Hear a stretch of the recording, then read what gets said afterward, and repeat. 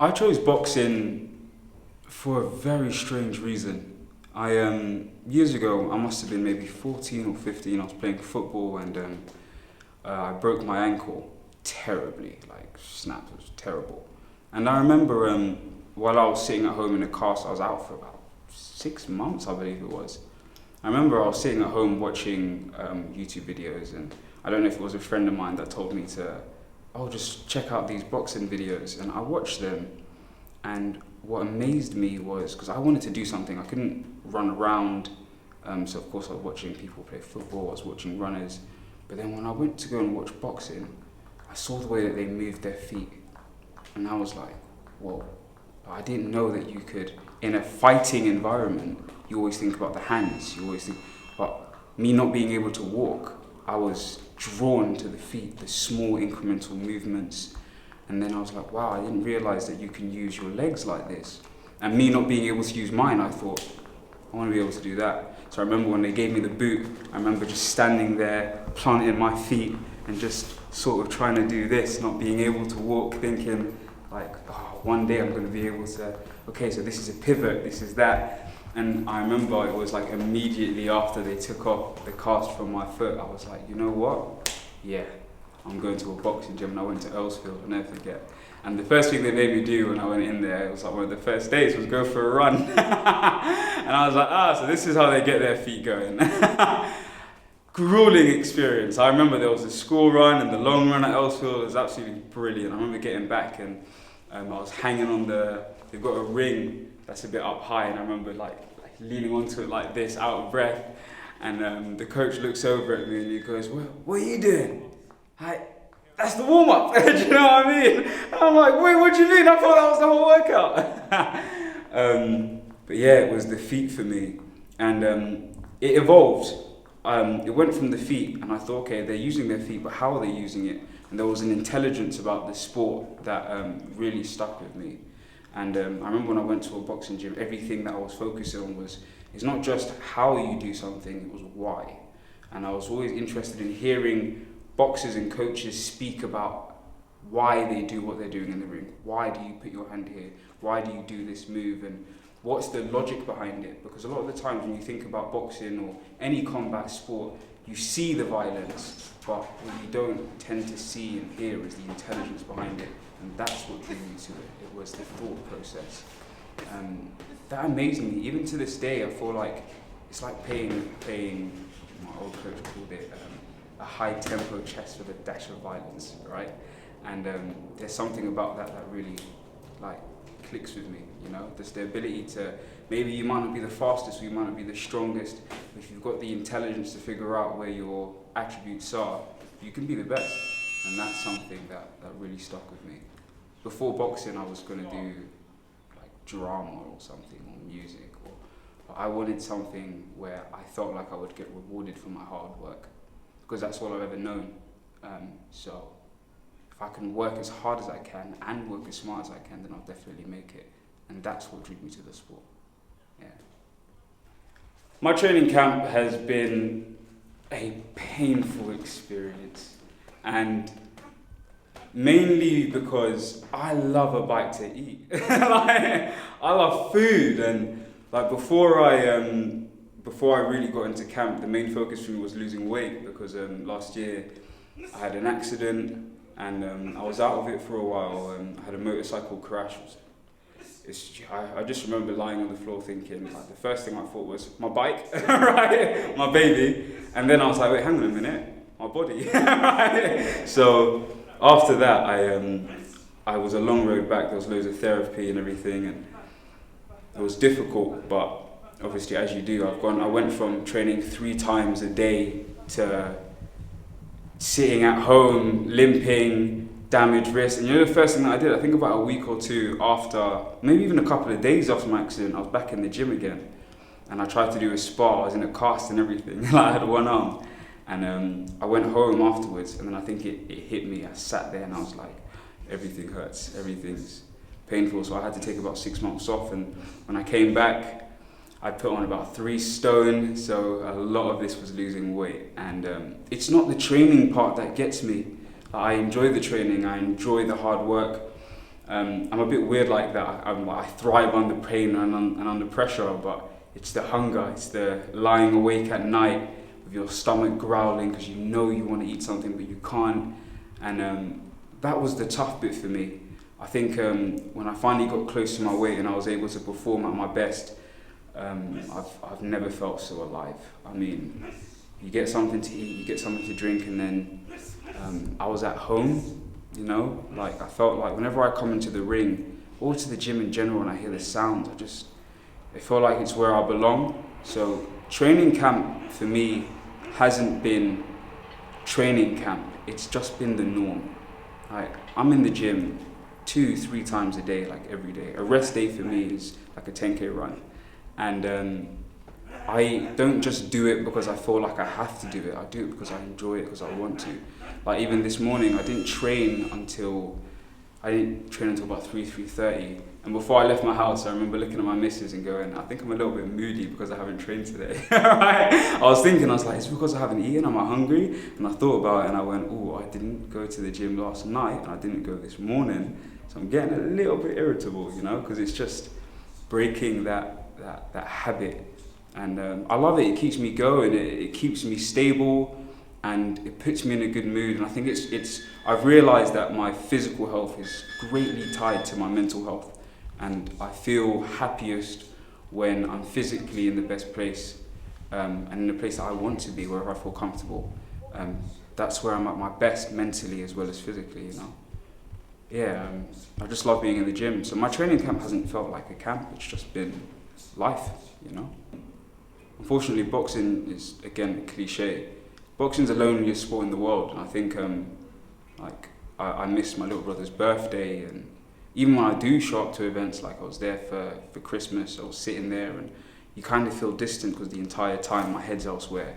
Like even when all the food's being put on the table, all I'm thinking about is how much of this can I eat? And I feel like I have to sort of separate myself from as many events as I can to make sure that I don't go over my weight limit. If somebody goes, do you want to do something on this day? Even if it's just to catch up with friends and family, the focus for me is how many times have I gone to the gym today, you know? And as much as it's a blessing to be able to go to the gym and be able to work out and feel good mentally, it's also a bit of a detriment because sometimes it plays on your mind too much. I think for me, this camp, the hardest thing has definitely been the solitude. And as much as I enjoy being alone, it's not really me, I think about how me choosing to be on my own is affecting those around me. I think that's definitely the hardest part for me. It is entirely calculated aggression. And don't get me wrong, sometimes when push comes to shove, you do have to tap into a part of you that's almost instinctive. And I love those moments not because those are the best moments for me, but because I spend so much time thinking about boxing that it's almost a combination of the instinct and the thoughtful process. When that combines and you've got those moments where your body and mind and everything works together, those are the most beautiful moments in boxing for me. The majority of the time, I'd say about 80% of the time, it's all thinking for me.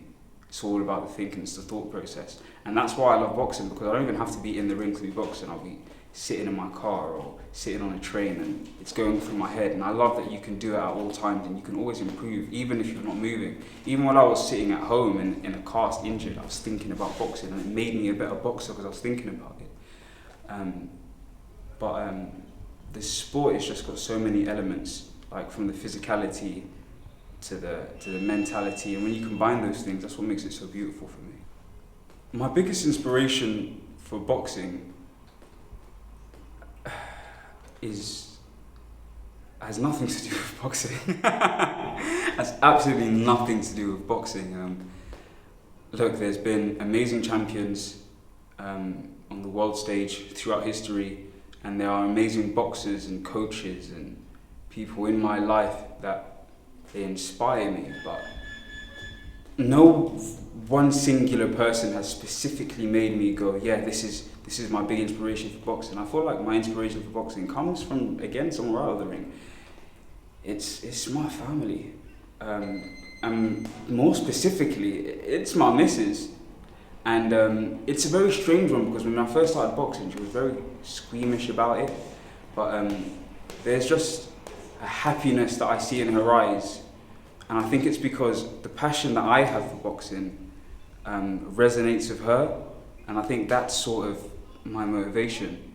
And I've said this before, I don't really believe in motivation, I believe in dedication more than anything. Because motivation fades, but there's something about every single time that I speak about boxing and it lights up a little fire in her eyes because it lights up in mine. That's what keeps me going. It's a strange one. I've always tried to think, who's my biggest inspiration in boxing? And I just get inspired by the different things of so many different people.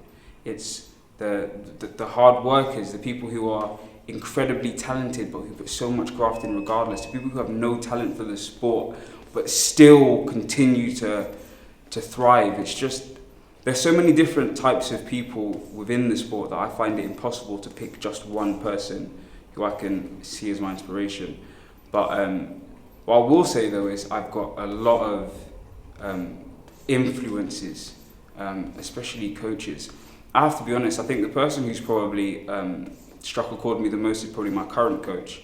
I did a coaching course that he ran, and he was explaining to me the difference between a coach and a boxer. And he said in that coaching course that a coach and a boxer, although they're operating in the same sport, they're basically the opposites fundamentally. A boxer has to be quite selfish and you have to put yourself first.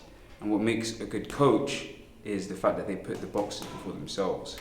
And I sat there and I thought, wow, that selflessness, that really struck a chord with me. And I could tell that he loved his fighters, he loved being there for people. And sometimes you're more than just a coach, you're a bit of a father figure. And that kind of struck a chord with me, you know. And I aspire one day, hopefully, to be a coach as well.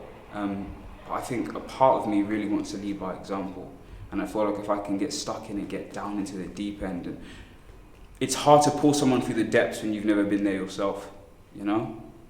So for me, my inspiration is the future that I want to set out, rather than just an individual, but with elements from all of the people that I've encountered over the years.